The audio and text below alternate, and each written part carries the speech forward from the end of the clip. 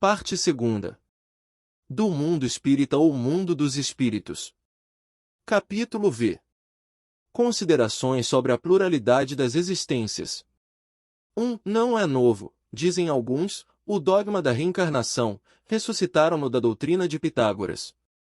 Nunca dissemos ser de invenção moderna a doutrina espírita. Constituindo uma lei da natureza, o espiritismo há de ter existido desde a origem dos tempos e sempre nos esforçamos por demonstrar que dele se descobrem sinais na antiguidade mais remota. Pitágoras, como se sabe, não foi o autor do sistema da metempsicose, ele o colheu dos filósofos indianos e dos egípcios, que o tinham desde tempos imemoriais. A ideia da transmigração das almas formava, pois, uma crença vulgar, aceita pelos homens mais eminentes. De que modo a adquiriram? Por uma revelação, ou por intuição?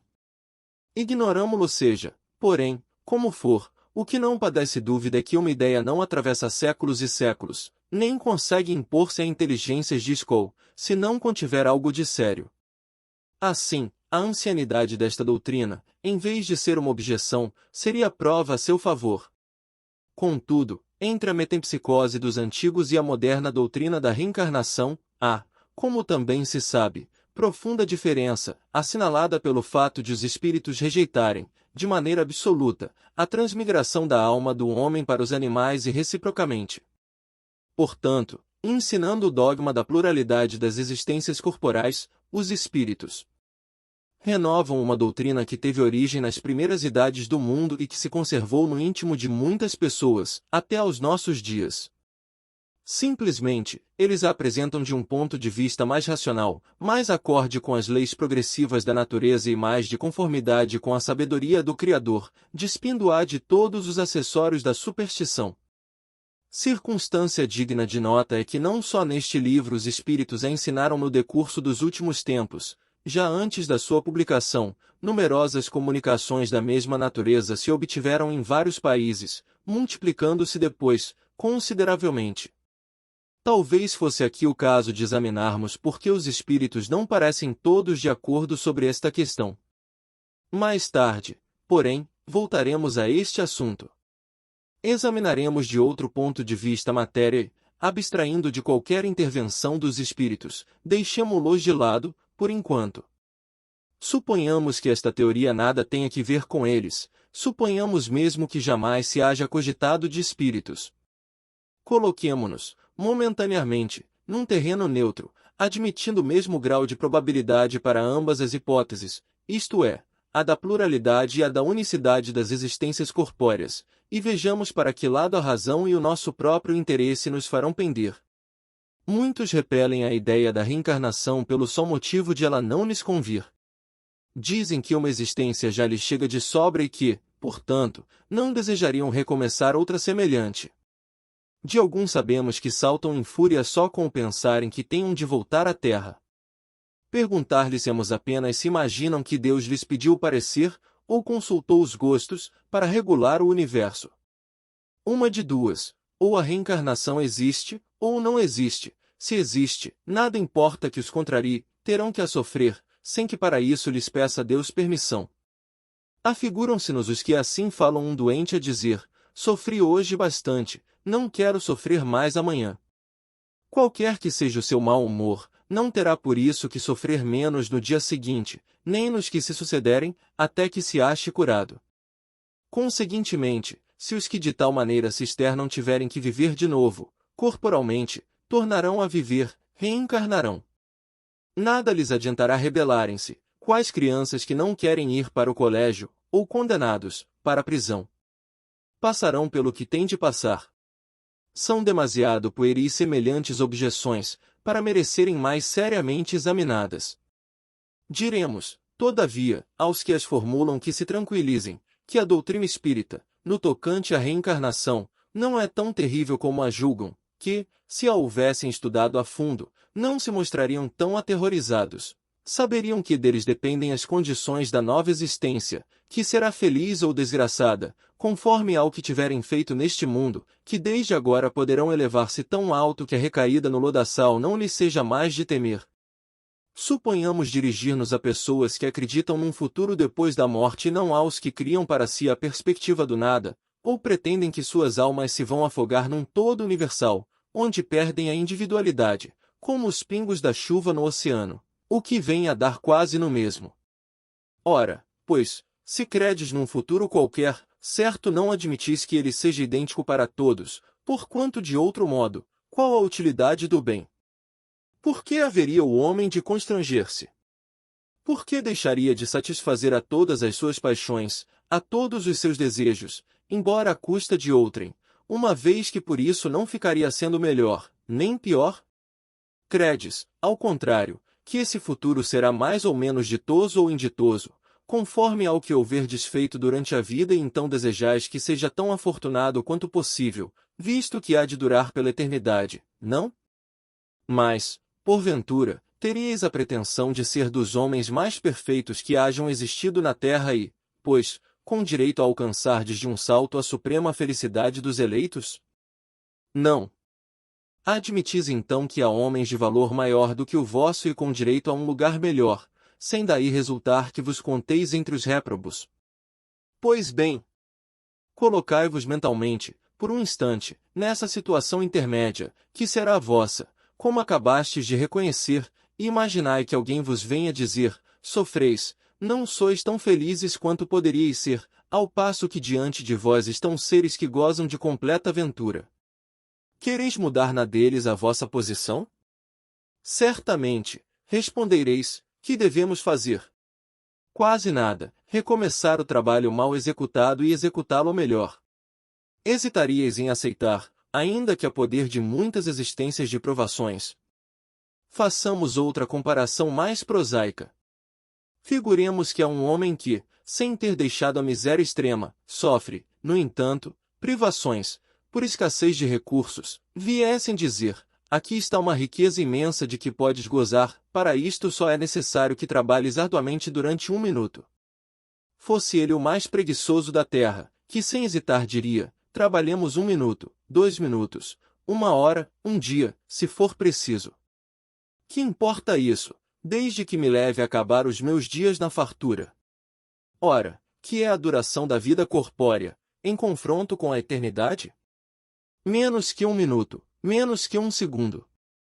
Temos visto algumas pessoas raciocinarem deste modo, não é possível que Deus, soberanamente bom como é, imponha ao homem a obrigação de recomeçar uma série de misérias e tribulações.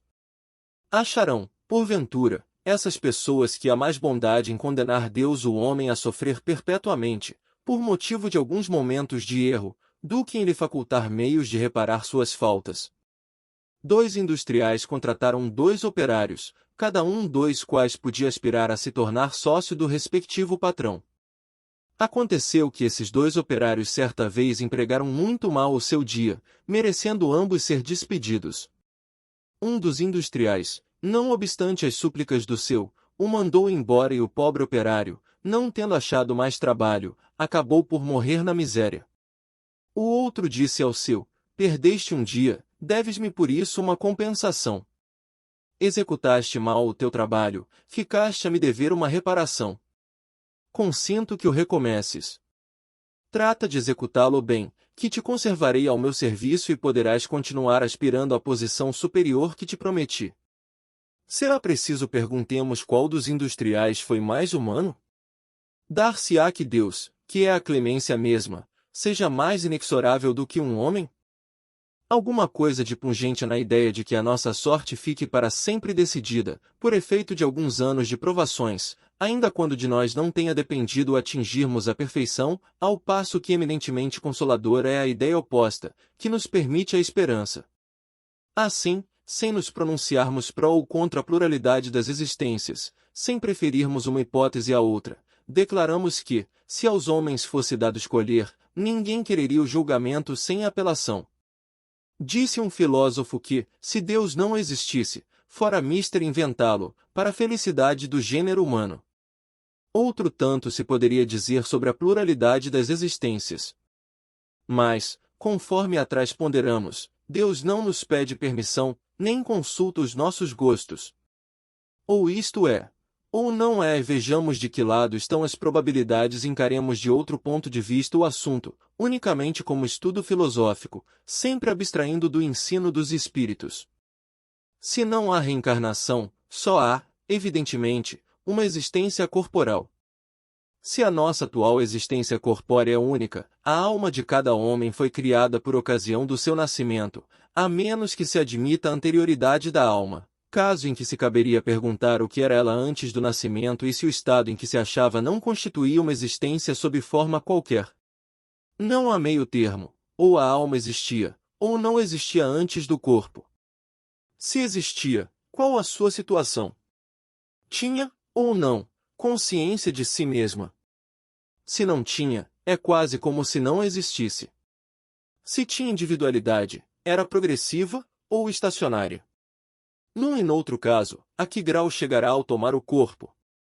Admitindo, de acordo com a crença vulgar, que a alma nasce com o corpo, ou, o que vem a ser o mesmo, que, antes de encarnar, só dispõe de faculdades negativas, perguntamos.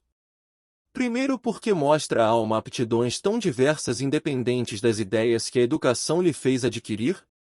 Segundo, de onde vem a aptidão extranormal que muitas crianças em tenra idade revelam, para esta ou aquela arte, para esta ou aquela ciência, enquanto outras se conservam inferiores ou medíocres durante a vida toda.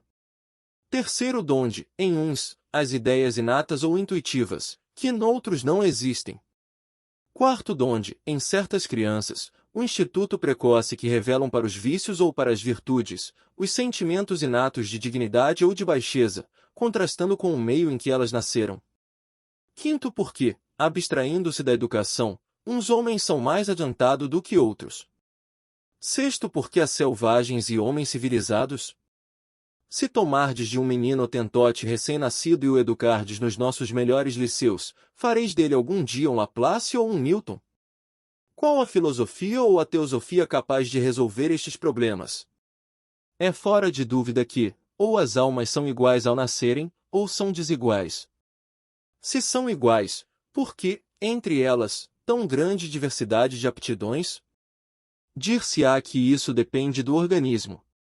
Mas, então, achamo-nos em presença da mais monstruosa e imoral das doutrinas.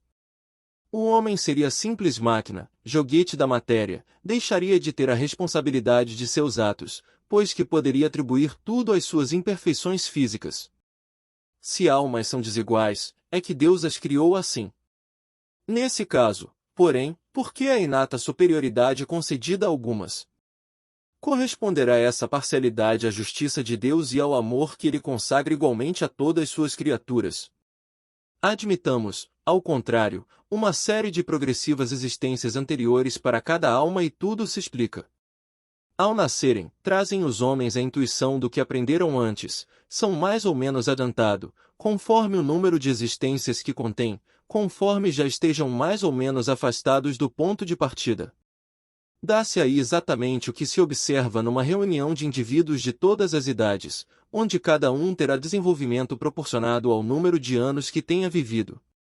As existências sucessivas serão, para a vida da alma, o que os anos são para a do corpo. Reuni, em certo dia, um milheiro de indivíduos de 1 a 80 anos, suponde que um véu encubra todos os dias precedentes ao em que os reunistes e que, em consequência, acreditais que todos nasceram na mesma ocasião. Perguntareis naturalmente como é que uns são grandes e outros pequenos, uns velhos e jovens outros, instruídos uns, outros ainda ignorantes.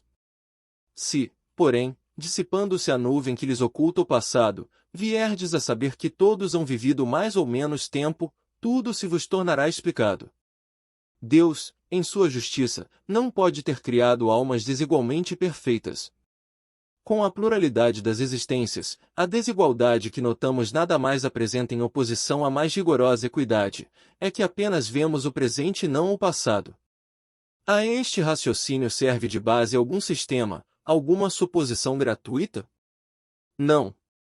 Partimos de um fato patente, incontestável, a desigualdade das aptidões e do desenvolvimento intelectual e moral e verificamos que nenhuma das teorias correntes o explica, ao passo que uma outra teoria lhe dá explicação simples, natural e lógica. Será racional preferir-se as que não explicam aquela que explica? À vista da sexta interrogação acima, dirão naturalmente que o Hotentote é de raça inferior. Perguntaremos, então, se o Hotentote é ou não um homem. Se é, por que a ele e a sua raça privou Deus dos privilégios concedidos à raça caucásica? Se não é, por que tentar fazê-lo cristão? A doutrina espírita tem mais amplitude do que tudo isto. Segundo ela, não há muitas espécies de homens, há tão somente cujos espíritos estão mais ou menos atrasados, porém, todos suscetíveis de progredir. Não é este princípio mais conforme à justiça de Deus? Vimos de apreciar a alma com relação ao seu passado e ao seu presente. Se a considerarmos, tendo em vista o seu futuro, esbarraremos nas mesmas dificuldades. Primeira, se a nossa existência atual é que, só ela, decidirá da nossa sorte vindoura, quais, na vida futura, as posições respectivas do selvagem e do homem civilizado? Estarão no mesmo nível, ou se acharão distanciados um do outro, no tocante à soma de felicidade eterna que lhes caiba? Segunda, o homem que trabalhou toda a sua vida por melhorar-se, virá ocupar a mesma categoria de outro que se conservou em grau inferior de adiantamento, não por culpa sua, mas porque não teve tempo, nem possibilidade de se tornar melhor? Terceiro, que praticou o mal, por não ter podido instruir-se, será culpado de um estado de coisas cuja existência em nada dependeu dele? Quarta, trabalha-se continuamente por esclarecer, moralizar, civilizar os homens. Mas, em contraposição a um que fica esclarecido, milhões de outros morrem todos os dias antes que a luz lhes tenha chegado. Qual a sorte destes últimos? Serão tratados como réprobos? No caso contrário, que fizeram para ocupar categoria idêntica à dos outros? Quinta, que sorte aguarda os que morrem na infância, quando ainda não puderam fazer nem o bem, nem o mal? Se vão para o meio dos eleitos, por que esse favor, sem que coisa alguma hajam feito para merecê-lo? Em virtude de que privilégio eles se veem isentos das tribulações da vida? Haverá alguma doutrina capaz de resolver esses problemas? Admitam-se as existências consecutivas e tudo se explicará conformemente à justiça de Deus. O que se não pôde fazer numa existência faz-se em outra.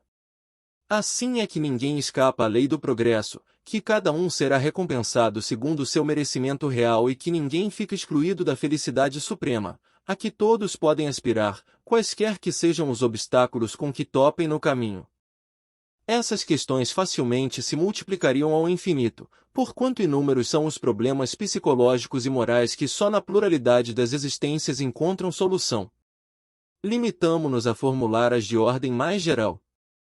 Como quer que seja, alegar-se-á talvez que a Igreja não admite a doutrina da reencarnação, que ela subverteria a religião. Não temos o intuito de tratar dessa questão neste momento. Basta-nos o havermos demonstrado que aquela doutrina é eminentemente moral e racional. Ora, o que é moral e racional não pode estar em oposição a uma religião que proclama ser Deus a bondade e a razão por excelência. Que teria sido da religião, se, contra a opinião universal e o testemunho da ciência, se houvesse obstinadamente recusado a render-se à evidência e expulsado de seu seio todos os que não acreditassem no movimento do Sol ou nos 6 dias da criação?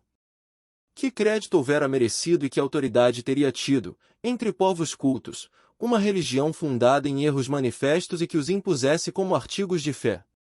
Logo que a evidência se patenteou, a Igreja, criteriosamente, se colocou do lado da evidência. Uma vez provado que certas coisas existentes seriam impossíveis sem a reencarnação, que, a não ser por esse meio, não se consegue explicar alguns pontos do dogma, cumpre admiti-lo e reconhecer meramente aparente o antagonismo entre esta doutrina e a dogmática. Mais adiante mostraremos que talvez seja muito menor do que se pensa a distância que, da doutrina das vidas sucessivas, separa a religião e que a esta não faria aquela doutrina maior mal do que lhe fizeram as descobertas do movimento da Terra e dos períodos geológicos, as quais, à primeira vista, pareceram desmentir os textos sagrados. Demais, o princípio da reencarnação ressalta de muitas passagens das Escrituras, achando-se especialmente formulado, de modo explícito, no Evangelho. Quando desciam da montanha, depois da transfiguração, Jesus lhes fez esta recomendação: não faleis a ninguém do que acabastes de ver, até que o Filho do Homem tenha ressuscitado dentre os mortos.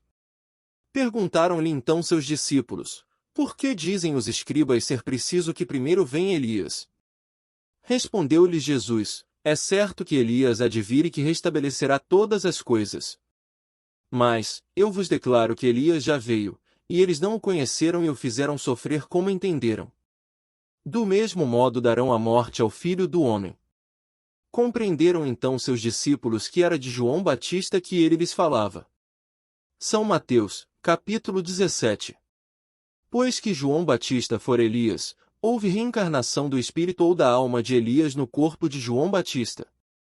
Em suma, como quer que opinemos acerca da reencarnação, quer a aceitemos, quer não, isso não constituirá motivo para que deixemos de sofrê-la, desde que ela exista, malgrado a todas as crenças em contrário.